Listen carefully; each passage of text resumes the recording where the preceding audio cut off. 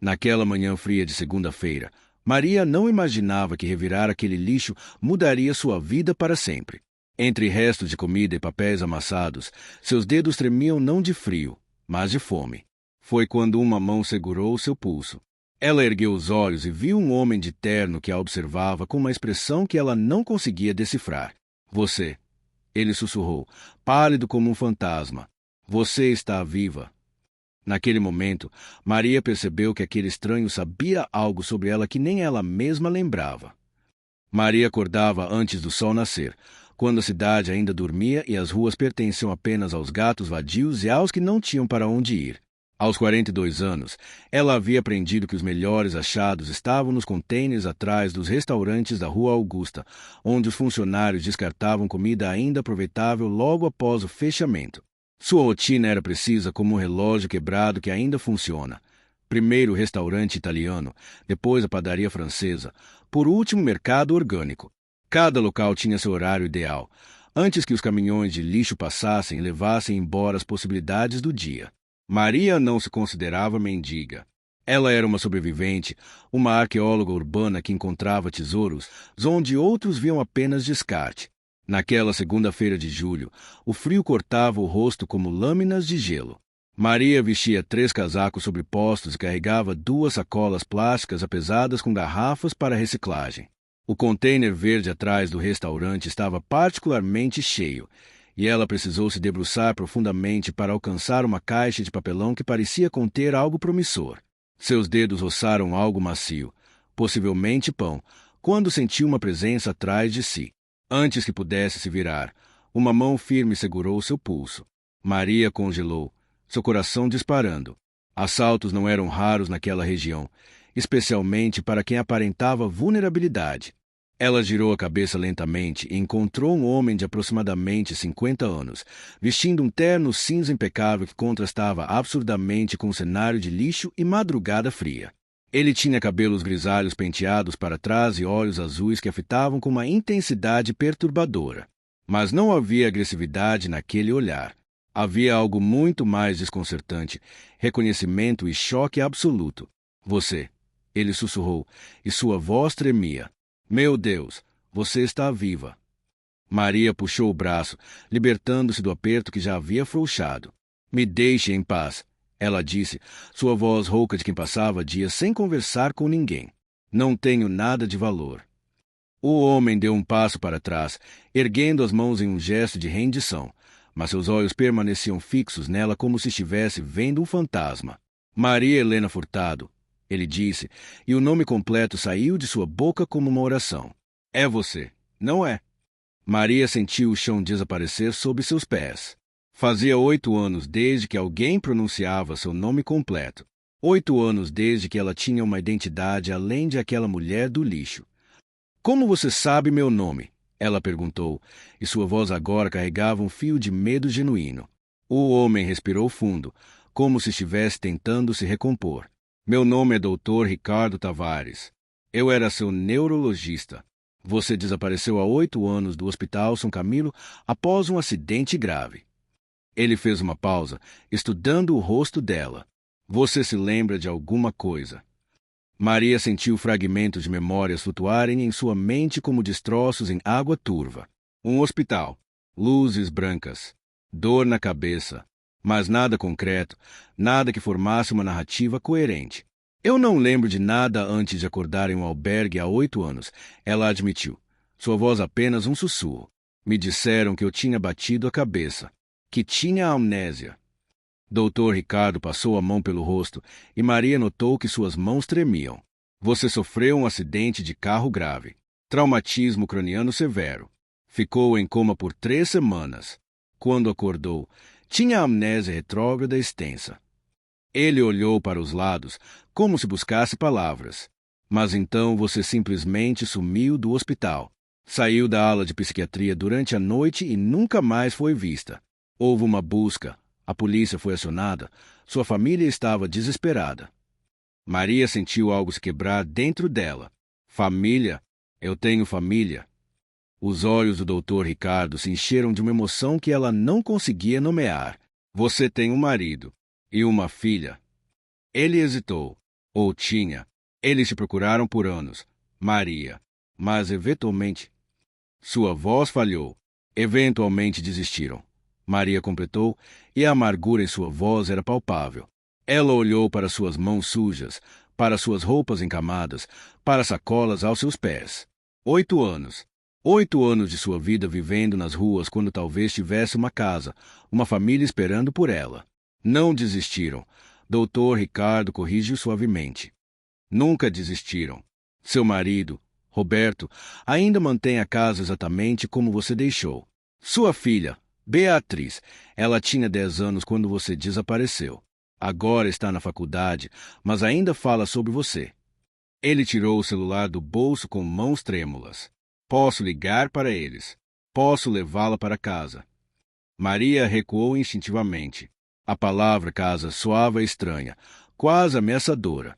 Por 8 anos, sua casa havia sido pontes, albergues superlotados, bancos de praça. Por 8 anos, ela havia construído uma identidade a partir do zero, uma vida sem passado, sem expectativas, sem decepções. A ideia de retornar a uma vida que ela não lembrava, de enfrentar pessoas que ela deveria amar, mas não reconhecia, era aterrorizante. Eu não sei se posso, ela disse, e lágrimas começaram a rolar por seu rosto marcado pelo tempo e pelas intempéries. E se eles não me reconhecerem? E se eu não for mais a pessoa que eles amavam?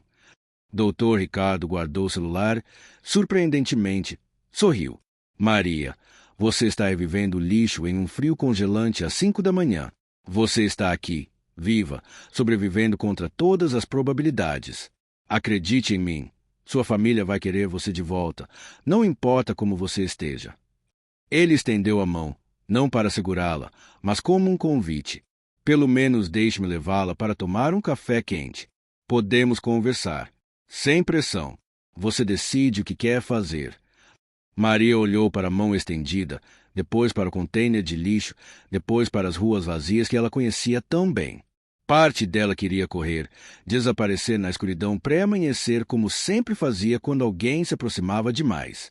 Mas outra parte, uma parte enterrada sob 8 anos de esquecimento, sussurrava que talvez fosse hora de parar de fugir. Ela pegou sua sacola de reciclagem, aquela que significava alguns reais para comida, e a colocou cuidadosamente ao lado do container. Depois, com um tremor que não era apenas do frio, ela colocou sua mão na dele. 2 horas depois, sentados em uma cafeteria que começava a abrir, Dr. Ricardo mostrou a ela fotos em seu celular. Uma mulher sorridente com cabelos castanhos bem cuidados, vestindo um vestido floral, abraçando uma menina de olhos brilhantes. Esse era seu aniversário de 34 anos, ele explicou, 2 meses antes do acidente. Maria estudou a foto como se fosse um artefato alienígena. A mulher sorria com uma confiança que ela não reconhecia em si mesma. Havia vida naqueles olhos, esperança, futuro. Eu era professora. Dr. Ricardo continuou, deslizando para outra foto. Ensino fundamental. Adorava literatura infantil. Seus alunos fizeram uma campanha quando você desapareceu. Espalharam cartazes por toda a cidade. Cada foto era uma facada de uma vida roubada. Casamento, viagens, aniversários, Natal. Uma vida normal, comum, preciosa. Maria tocou a tela do celular, traçando o contorno do rosto da menina. Beatriz, sua filha. Ela se parece comigo, Maria murmurou. Ela é idêntica a você, Dr. Ricardo confirmou. E tem seu temperamento. Teimosia, determinação. Ele hesitou antes de deslizar para a foto seguinte. Era recente, Maria podia perceber pela qualidade. Mostrava um homem de meia-idade com profundas olheiras, sentado em uma sala de estar vazia, segurando uma fotografia. Roberto nunca se casou novamente. Nunca tirou a aliança. Maria sentiu seu peito apertar de uma forma que não tinha nada a ver com o frio. Como você me encontrou? Ela perguntou, mudando de assunto antes que a emoção a sufocasse completamente. Depois de 8 anos, em uma cidade de milhões de pessoas, o que te fez parar ali hoje? Dr. Ricardo deu um sorriso triste. Eu não parei. Eu nunca parei de procurar. Ele mexeu no café já frio.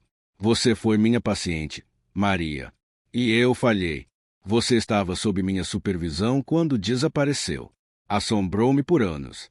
Então, 3 anos atrás, comecei a trabalhar voluntariamente com populações em situação de rua, ajudando pessoas com problemas neurológicos. Toda segunda-feira, faço uma rota pela região, oferecendo atendimento gratuito. Você tem procurado por mim por 3 anos? Maria perguntou, incrédula. Por 8 anos, ele corrigiu. Apenas nos últimos 3 descobri uma maneira de procurar que fazia sentido. Ele olhou para ela com uma intensidade que era quase desconfortável. Maria, você não é a única. Há muitas pessoas nas ruas com histórias como a sua. Famílias que procuram. Vidas interrompidas.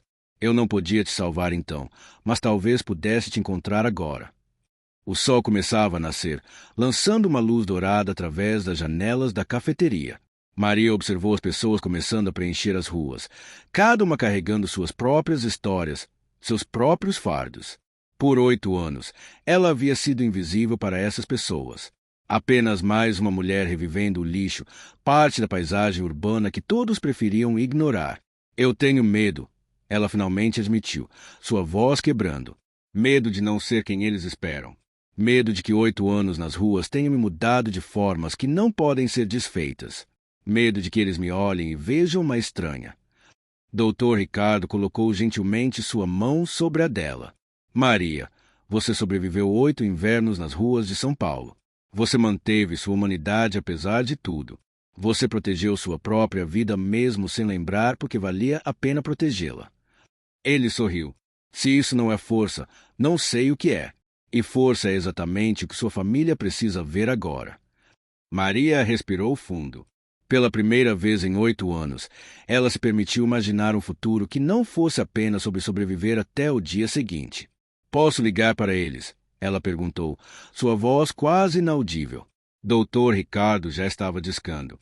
A ligação durou 3 minutos. Maria apenas escutou, incapaz de falar, enquanto Dr. Ricardo explicava a situação. Ela podia ouvir gritos do outro lado, choro, descrença, alegria. Quando ele finalmente estendeu o telefone para ela, sua mão tremeu tanto que quase o derrubou. Mãe. A voz era de uma jovem mulher, carregada de lágrimas. Mãe, é realmente você. Maria abriu a boca, mas nenhum som saiu. O que ela poderia dizer? Como explicar 8 anos de ausência? Como pedir perdão por não lembrar? Eu não lembro de você, ela finalmente disse, e as palavras saíram como uma confissão dolorosa. Mas eu gostaria muito de tentar. Do outro lado da linha, Beatriz soluçou. Não importa, mãe. Vamos criar novas memórias. Por favor, apenas volte para casa. Casa. Aquela palavra novamente. Mas desta vez não soava tão assustadora. 3 horas depois, Maria estava em frente a uma casa de classe média em um bairro tranquilo que ela não reconhecia. Dr. Ricardo havia insistido em levá-la, em estar presente para o que viria a seguir. A porta da frente se abriu antes que ela pudesse decidir se deveria tocar a campainha ou correr. Um homem de 40 e poucos anos estava parado na entrada. Seus olhos, vermelhos de tanto chorar, a percorreram da cabeça aos pés, absorvendo cada detalhe de sua aparência maltratada. Atrás dele, uma jovem mulher com os mesmos olhos de Maria segurava o batente da porta como se precisasse de apoio para não cair. Maria, Roberto disse, e seu nome saiu como uma prece. Ele não se moveu, como se temesse que qualquer movimento súbito pudesse fazê-la desaparecer novamente. Maria olhou para aquele homem que deveria ser seu marido, para aquela jovem que era sua filha, e sentiu algo se quebrar e se reconstruir simultaneamente dentro dela. Eles eram estranhos, mas também não eram. Havia algo nos olhos deles, na forma como a olhavam, que tocava uma parte dela que nenhuma amnésia poderia apagar completamente. Eu não vou lembrar, ela disse, querendo ser honesta desde o início. Posso nunca lembrar. 8 anos nas ruas me mudaram. Eu não sou mais a pessoa que vocês conheciam. Roberto deu um passo à frente, lágrimas correndo livremente por seu rosto. Não me importo. Vamos conhecer quem você é agora. Vamos construir algo novo, se necessário. Apenas, por favor, não vá embora novamente. Beatriz saiu de trás do pai, seus próprios olhos brilhando. Eu sei tudo sobre você, Ela disse, sua voz trêmula. Sei porque papai me contou 1000 vezes. Sei que você adora chuva, que faz melhor bolo de chocolate, que cantava para mim dormir todas as noites. Ela sorriu através das lágrimas. Posso te contar tudo. Posso te ajudar a se lembrar, mesmo que seja apenas através das minhas memórias. Maria sentiu suas próprias lágrimas, represas por tanto tempo, finalmente libertas. Ela olhou para Dr. Ricardo, que acenou encorajadoramente, depois para casa atrás daquela família estranha e familiar. Nas ruas, ela havia aprendido a sobreviver, mas sobreviver não era viver. Talvez fosse hora de aprender a viver novamente. Ela deu o primeiro passo em direção à porta, e Roberto e Beatriz a envolveram em um abraço que era ao mesmo tempo desesperado e gentil. Maria não se lembrava daquele cheiro, daquele toque, mas seu corpo reagiu com um reconhecimento que transcendia a memória consciente. Era como voltar para casa após uma viagem muito longa, mesmo sem lembrar exatamente onde casa ficava. Bem-vinda ao lar, Roberto sussurrou em seu ouvido. E pela primeira vez em 8 anos, Maria acreditou que talvez pertencesse a algum lugar afinal. Os dias seguintes seriam difíceis. Haveria terapia, readaptação, momentos de frustração e desconforto. Mas enquanto estava ali, abraçada por pessoas que amavam mesmo quando ela havia esquecido como amar de volta, Maria soube que havia feito a escolha certa. Ela tinha passado 8 anos revivendo o lixo, procurando por sobras que pudessem sustentá-la por mais um dia. Mas agora, finalmente, ela havia encontrado que realmente estava procurando o tempo todo, uma razão para parar de apenas sobreviver e começar a viver de verdade. Claude é uma inteligência artificial e pode cometer erros. Por favor, verifique as respostas. Sonnet 4.5